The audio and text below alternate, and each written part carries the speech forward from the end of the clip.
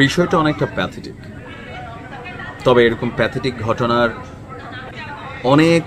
ঘটনার পেছনে অভিযুক্ত করা হচ্ছে যে এই তৌহিদ আফ্রিদি নিজেই কানেক্টেড ছিলেন। কথা বলছি, আপনার স্ক্রিনের এক অংশে যে ভিডিও দৃশ্য দেখছেন, এই দৃশ্যটা গতকালকে গভীর রাত থেকে মোটামুটি ভাইরাল। দুইটা শব্দ এখানে খুবই বেশি কানেক্টেড হয়েছে। তৌহিদ আফ্রিদি সম্ভবত বিয়ে করছে এবং কি এই গ্রেপ্তারের মাধ্যমে একটা সুখবর আমরা যেটা জানতে পারলাম, দোয়া করি তার বাচ্চা আল্লাহ সুস্থভাবে দুনিয়ার জমিনে আনুক, কারণ তার স্ত্রী 6 মাসের প্রেগন্যান্ট। আর অপরদিকে যখন আমরা দেখলাম যে সিআইডি পুলিশ তাকে যখন নিচে নামিয়েছে, তাকে একটা সাদা মাইক্রোবাসে করে আনার আগ মুহূর্তে তিনি কোরআনের কসম কাটতেছিলেন বা আল্লাহর কসম কাটতেছিলেন যে তিনি উমরা হজ করছেন। তো যাই হোক, গতকালকের এই ঘটনাগুলো থেকে এখানে বেশ কিছু জিনিস কানেক্টেড। আমার মনে হয় এই যে টোটাল ইস্যুটা, বরিশালের ঘটনার ইস্যুটার মধ্যে যেই জায়গা থেকে তিনি আটক হয়েছেন, বলা হয়েছিল এখানে সে পলাতক ছিল, গুপ্ত অবস্থায় বেশ কিছুদিন ছিল, তার কাছের কোনো এক বন্ধুর বাড়ি ছিল, বা আরও কিন্তু নানান বক্তব্য, কিছু মানুষের নামও আমরা জানতে পারছি তারা আশ্রয় দিয়ে রাখছে। বিষয়টা কিন্তু আফ্রিদির ওই অংশের মধ্যে একটা বক্তব্য ছিল এটা তার আপন দাদার বাড়ি, হয়তো অনেকগুলা বাড়ি টাড়ি আছে, চাচা জাটারা পয়সাওয়ালা, তো এটা চাচা থাকে এইখানে সে আসছিল তার দাদার কবর জিয়ারত করতে। কেন? কারণ তার বাবা এই মুহূর্তে জেলে আছেন। সো সেই জায়গা থেকে সে ভাবছে যে বরিশালে আসি, আইসা দাদার কবরটা জিয়ারত করি। আরেকটা ভিডিও ভাইরাল হয়েছে কয়েকদিন আগে, সম্ভবত তৌহিদ আফ্রিদি করছিল, এটা কি সরকার ক্ষমতায় থাকতে না পতনের পরে আমি জানি না, যে একটা ভিডিও ছিল যে আমি মনে করেন গাইজ আমি রুমের মধ্যে আছি, এই মুহূর্তে আমার পুলিশ আটক করতেছে, আমার মার রিয়েকশন কি? এখন তার স্ত্রীর রিয়েকশন, অনেকে ভাবছিলেন এটা তার বোন, কারণ তৌহিদ আফ্রিদি বিয়ে করছে, অনেকে হয়তো জানে আবার অনেকে জানেও না। আবার যে প্রেগনেন্সির অবস্থা, আবার ওয়াইফের প্রতি তার কনসেন্ট্রেশনটাও আমরা সেখানে দেখলাম যে তিনি ভয় পাচ্ছিলেন, যে তার বক্তব্য ছিল আমি ভয় পাচ্ছি আমার স্ত্রী 6 মাসের প্রেগনেন্ট, একটু কনসেপ্ট রাখার জন্য বা মনোযোগ আকর্ষণ করার জন্য এখানে যারা পুলিশ কর্মকর্তা ছিলেন। তবে পুলিশের আচরণ ভালো ছিল। গ্রেপ্তারের পর তার স্ত্রীর তার সাথে যাবার আকুতি যখন রুম থেকে বের করে নেওয়া হয়েছিল, এই দৃশ্য দেখে অনেকেরই খারাপ লাগছে, গর্ভবতী মহিলা, আমরা পরে জানছি। এখন এই দৃশ্যগুলো কিন্তু বাংলাদেশে বিভিন্ন সময় ঘটে থাকে, এটা আমরা যে প্রথম দেখলাম। এখন তৌহিদ আফ্রিদির বিভিন্ন কারণে মানুষ ভালোবাসে, তার অপছন্দের কারণও আছে।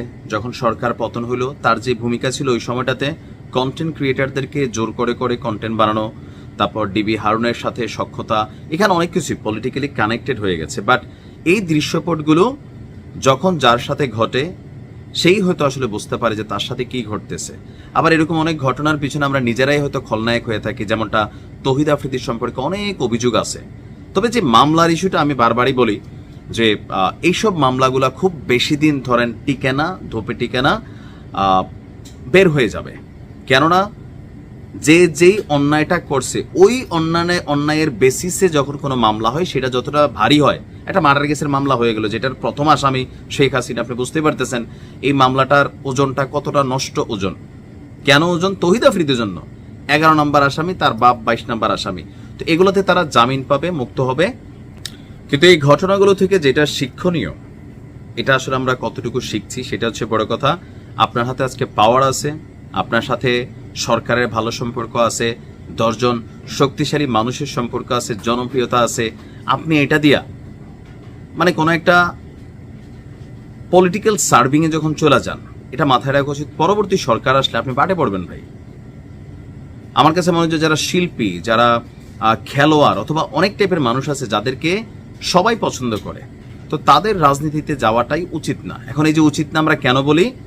এরকম ঘটনার কারণে বলি। আওয়ামী লীগের সময় এরকম হয়তো অনেক ঘটনার শিকার হয়েছে, আবার এই তৌহিদ আফ্রিদি হয়তো বা অনেককে এরকম তলে তলে বাটে ফেলছে, কারণ তার বিরুদ্ধেও একটা বড় শ্রেণী আছে যারা তাকে অপছন্দ করতেছে। একটা আছে পলিটিক্যাল পয়েন্ট অফ ভিউ যে তৌহিদ আফ্রিদি সে কেন আওয়ামী লীগের সাপোর্টার, আবার আরেকটা আছে যেটা কন্টেন্ট ক্রিয়েটারদের এইভাবে কেন প্রেশার দিছে। মানে মোট কথা বাংলাদেশের প্রেক্ষাপটে শিল্পী, আপনি দেখেন মাশরাফির জনপ্রিয়তা কই গেছে, সাকিবের জনপ্রিয়তা কই গেছে? ওয়াই? বিকজ অফ তারা আওয়ামী লীগে সাপোর্ট করছে। আবার আওয়ামী লীগের সময় শিল্পী আসিফরে কিভাবে বাটে পালায় রাখছে সরকার, পাসপোর্টও দেয় নাই। ডরি সায়ন্তনে দেখছি যে বিদেশ থাকতে হয়েছে, অনেক কলাকুশলী শিল্পীরা না খাইয়া মরছে, সেখানেও পলিটিক্যাল ওই পলকের সাথে যার ভালো ছিল তারা উঠছে, আর ওই সময় তলে তলে অনেকে এরকম বাটে ফালাইছে। এই খেলাগুলার শেষ আসলে কিভাবে হবে?